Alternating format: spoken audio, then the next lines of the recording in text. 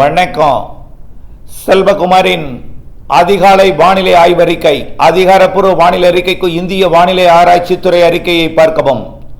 2025 December 25 வியாழக்கிழமை அதிகாலை நிலவர வானிலை பதிவு. இனிய கிறிஸ்துமஸ் தினத்திலே உங்களெல்லாம் வணங்கி மகிழ்கிறேன். வானிலை அறிக்கைக்குள் போவோம். வங்கக்கடலில் சுமத்ரா தீவு அருகே ஒன்றிணைந்து கொண்டிருக்கக்கூடிய காற்றழுத்த தாழ்வு நிலை மேற்கு வடமேற்கு திசை நோக்கி நகர்ந்து வரக்கூடிய 29ஆம் தேதி இலங்கைக்கு மழைப்பொழிவை தொடக்கும் வகையில் 30, 31 மற்றும் ஜனவரி 1ஆம் தேதி டெல்டா மாவட்டங்கள், தென் மாவட்டங்கள் மற்றும் மேற்கு தொடர்ச்சி மலை மாவட்டங்கள், மேற்கு உள் மாவட்ட பகுதிகளில் ஆங்காங்கே மழைப்பொழிவை கொடுப்பதற்கு சாதக அமைப்பாக நெருங்கி வந்து பிறகு மீண்டும் ஒரு நிகழ்வோட இணைவதற்கு சற்று விலகி சென்றாலும் 2-3 நாட்களில் மீண்டும் தீவிரமடைந்து நெருங்கி வரும் என்ற அமைப்பை உறுதிபட தெரிவித்து மழை விலகவில்லை. ஒரு 3 நாள் தென் மாவட்டங்களுக்கும் டெல்டா மாவட்டங்களுக்கும் மேற்கு தொடர்ச்சி மலை மாவட்டங்களுக்கும் ஆங்காங்கே நல்ல மழைப்பொழிவை கொடுத்துவிட்டு இலங்கைக்கு சற்று பாதிக்கும் மழைப்பொழிவை, அச்சுறுத்தும் மழைப்பொழிவை வரக்கூடிய ஜனவரி 2ஆம் தேதி வரை கொடுத்துவிட்டு 3 நாள் விலகி மற்றும் 3 நாள் கழித்து அதே நிகழ்வு மேலும் பலத்துடன் திரும்பி வந்து தமிழ்நாட்டிற்கு இலங்கைக்கும் நிறைய மழைப்பொழிவை கொடுப்பதில் மாற்றம் இல்லை. நாம சொல்லிட்டே இருக்கிறது தான் ஜனவரி மழைன்னு.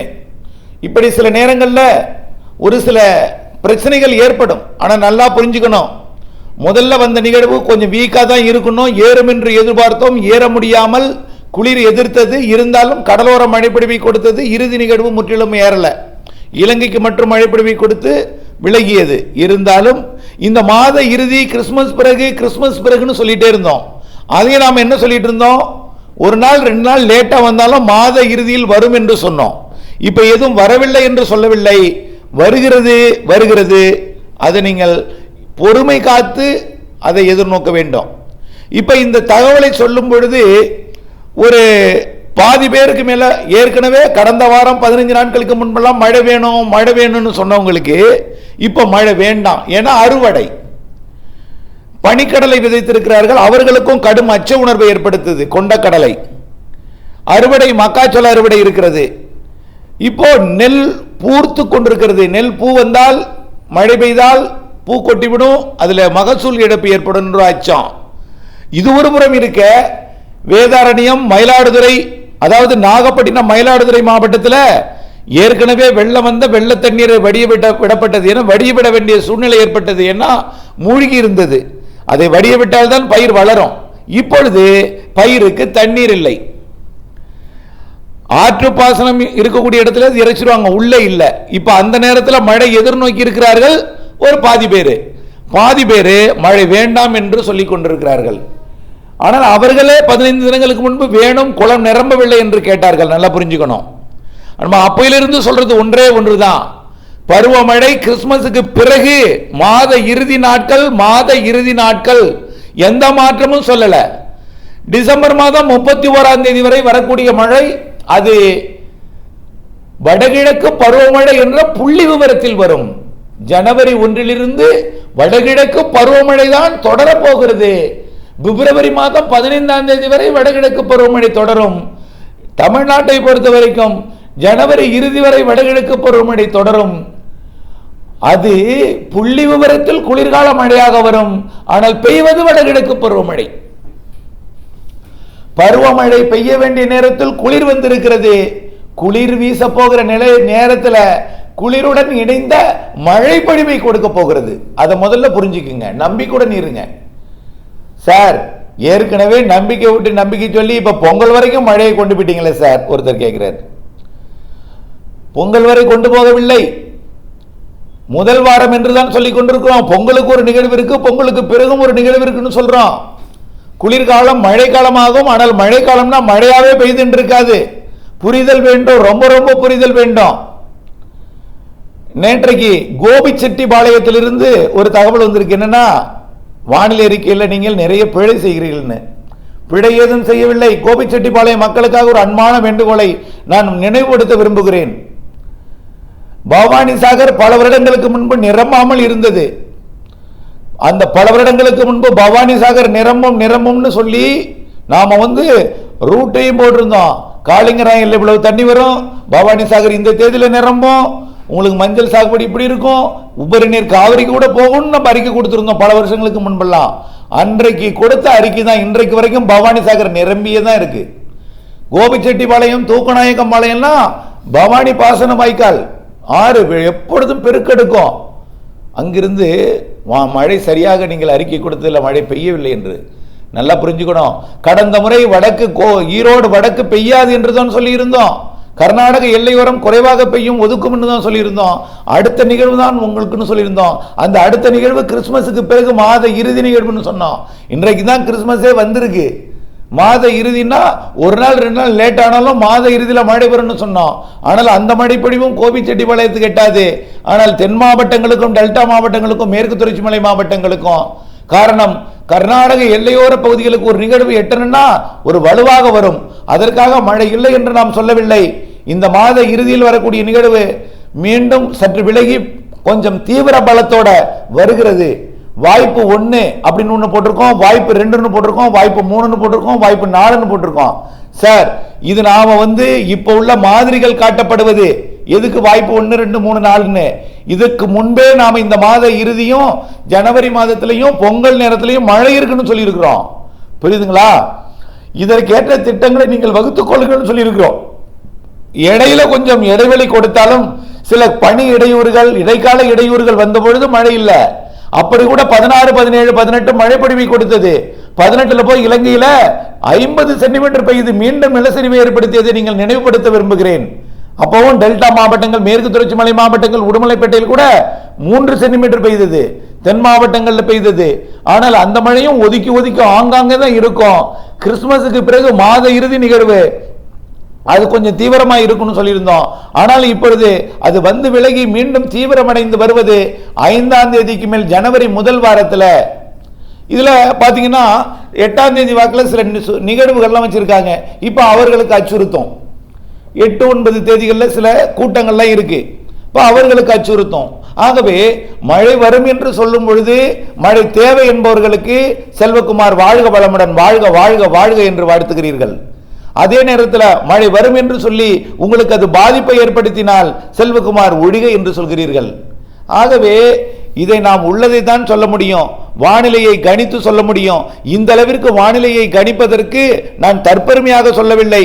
சொல்லி யாராவது இதற்கு முன்கூட்டியே நீண்ட கால வானிலை அறிக்கையெல்லாம் இந்த அளவிற்கு தெளிவாக சொல்லி இருக்கிறார்களா என்பதை சற்று சிந்தித்து பார்க்க வேண்டும். சிறு சிறு பிழைகள் இருக்கும். வானிலை நம் கட்டுப்பாட்டில் இல்ல, உலகம் சுற்றும் இந்த காற்று. உலகத்தில் இருக்கக்கூடிய ஒரு நிகழ்வு தீவிரமடைந்தால் எங்கேயோ காற்றை கொண்டு போய்விடும். ஆக தென்னரைக்கோள நிகழ்வு தீவிரமடைந்தால் குளிரை அதிகமாக இருக்கும். ஆகவே குளிரை இடைமறிக்கும் நிகழ்வு வந்தால் குளிர் குறையும். தென்னரைக்கோளத்தில் நிகழ்வு இல்லாவிட்டால் குளிர் குறையும். ஆகவே நிலநடுக்கோட்டுக்கு வடக்கே நீராவி காற்றை கொண்டு வரும் செட்டிங் வந்தா தான் தீவிரமடையும். அந்த செட்டிங் ஜனவரி முதல் வாரத்தில் ஏற்படுது. பொறுத்திருந்து பாருங்கள். நான் எதையும் இல்லை என்று சொல்லவில்லை. அழுத்தம் திருத்தமாக உரத்த குரலில் தான் ஒலித்துக் கொண்டிருக்கிறேன். உங்களுக்கு புரியாது. குளிர்காலம் சற்று மழைக்காலமாக மாறும். திடீரென்று நான் இப்பொழுது குளம் நிரம்பவில்லை என்று கேட்டுக்கொண்டிருப்பவர்களுக்கு குளம் நிரம்பும் என்று சொன்னால் படிக்கடலை போட்டிருப்பவர்கள் கடும் அச்சப்படுவார்கள்.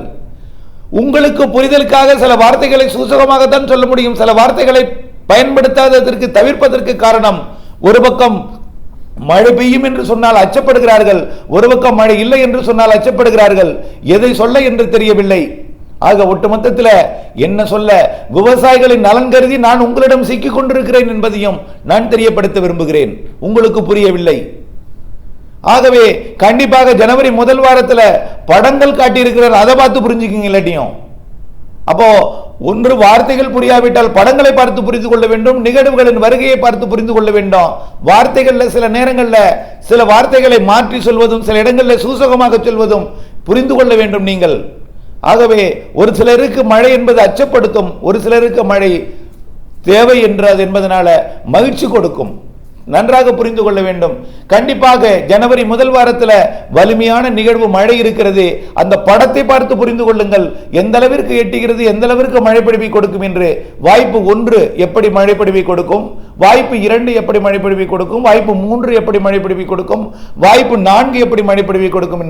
வாய்ப்பு 4 கூட சென்னைக்கும் ஆந்திர எல்லையோரத்திற்கும் கர்நாடக எல்லையோரத்திற்கும் எட்டி பிடிக்கும் அளவிற்கு தான் இருக்கு. அப்போ வாய்ப்பு 3 அதை விட கூடுதல் மழை வாய்ப்பு, வாய்ப்பு 2 அதை விட கூடுதல் மழை வாய்ப்பு, வாய்ப்பு 1 முதலிடம் பிடிக்கும் மழை. பார்த்துங்க, 4வது வாய்ப்பாக இருந்தாலும் அனைத்து மாவட்டங்களுக்கும் மழை நிறைய இருக்கிறது என்ற அறிக்கையில் தான் உங்களுக்கு சமர்ப்பித்திருக்கிறேன். ஆகவே இவையெல்லாம் நாம் உங்களுக்கு வெளியிடாததற்கு காரணம் மழை வேண்டாம் வேண்டாம் என்று சொல்லிக் கொண்டிருப்போர் அச்சமூட்டக்கூடாது என்பதற்காக. ஆனால் இப்பொழுது சொல்கிறேன், மழை இருக்கிறது. உங்களுடைய பணிக்கு எந்த நாட்களிலே இடையூறு வரும், எப்படிப்பட்ட மழை, இதையெல்லாம் நீங்கள் அப்டேட்ஸ் பார்த்து தான் புரிஞ்சு கொள்ளணுமே தவிர நான் உங்களுக்கு மழையே இல்லை உங்க வேலையை நீங்க செய்யலான்னு சொல்றதுக்கு வானிலை அமைப்பு இல்லை என்றுதான் சொல்ல வேண்டும். புரியுதுங்களா? நான் திரும்ப திரும்ப சொல்றேன், கிறிஸ்துமஸுக்கு பிறகு வரும், அது 2 நாள் லேட்டா வந்தாலும் மாத இறுதியில் வரணும் தான் சொல்லிட்டு இருக்கேன். அது 2 நாள் மழை, 3 நாள் மழைப்பொழிவை மேற்கு மாவட்டங்கள் தென் மாவட்டங்கள் டெல்டாவிற்கு கொடுத்து விட்டு பிறகு தீவிரமடைந்து வரும்பொழுதுதான் ஒட்டுமொத்த தமிழ்நாட்டுக்கு கொடுக்கும். திரும்ப திரும்ப சொல்றேன், பருவமழை விலகவில்லை. டிசம்பர் 31 வரை பருவமழை புள்ளி விவரத்தில் மட்டும்தான் முடித்துக் கொள்வார்கள். பருவமழை ஜனவரியிலும் தொடரும். டிசம்பர் மழையை காட்டிலும் ஜனவரியில கூடுதல் மழை இருக்கு. அதை முதல்ல புரிஞ்சுக்கிங்க. ஜனவரி 5 8 9 தேதி வரைக்கும் கூட அதுல கூட சில நிகழ்வுகள்லாம் இருக்கு. வருத்தப்பட்டாலும் பரவாயில்லை, எனக்கு என்ன தெரியும், எனக்கு வேற வழி இல்லை. நான் சில பேர் என்ற கைபேசி அழைப்பு கேட்கும் பொழுது அப்போ அவர்கள் மனதில் படும் பொழுது சில வார்த்தைகளை அப்படியே மறைத்து சூசகமாக சொல்ல வேண்டிய நிலை இருக்கிறது, யாரையும் கஷ்டப்படுத்தக்கூடாது என்பதற்காக. ஆகவே புரிந்து கொள்ள வேண்டும். ஆகவே இந்த கைபேசி அழைப்பை மொத்தமாக துண்டித்து விட்டு நான் இருந்தால் நிம்மதியாக இருக்கலாம். அப்படி இருந்தும் கூட எனக்கென்று ஆதார் இருக்கு, எனக்குன்னு எல்லாமே இருக்கு.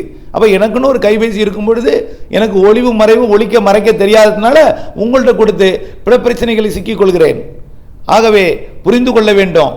ஆகவே கண்டிப்பாக இந்த மாத இறுதியில் மழை இருக்கு. அது எங்கே என்று ஒரு படம் போட்டு காட்டியிருக்கேன். அதுவும் ஒதுக்கி ஒதுக்கி அங்கே தான் இருக்கும். அடுத்த மாதம் 5ஆம் தேதி ஜனவரி 5, இந்த மாதம் இறுதினா 29 தொடக்கம், 26 மேகமூட்டம்லாம் இருக்குன்னு சொல்லியிருக்கிறோம். நாளைக்கு இன்னைக்கே வடகடலோரத்தில் மேகமூட்டங்கள்லாம் வரும்னு சொல்லியிருக்கிறோம். 27 28 கூடுதல் மேகமூட்டம்னு சொல்லியிருக்கோம். 29 நினைக்கலாம்னு சொல்லியிருக்கிறோம். 30 31 ஜனவரி 1 நல்ல மழை இருக்கு.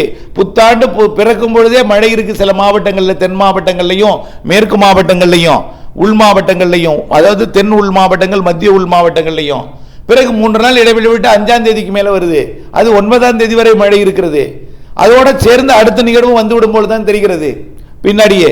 அல்லது 2 நாள் இடைவெளி கொடுத்தாலும் அப்படியே அடுத்த 3 நாள், அடுத்த 2 நாள் விட்டு அடுத்த 3 நாள், அடுத்த 2 நாள் விட்டு அடுத்த 3 நாள் என்று ஜனவரியில் மழை இருக்கிறது என்பதை தெரியப்படுத்த விரும்புகிறேன்.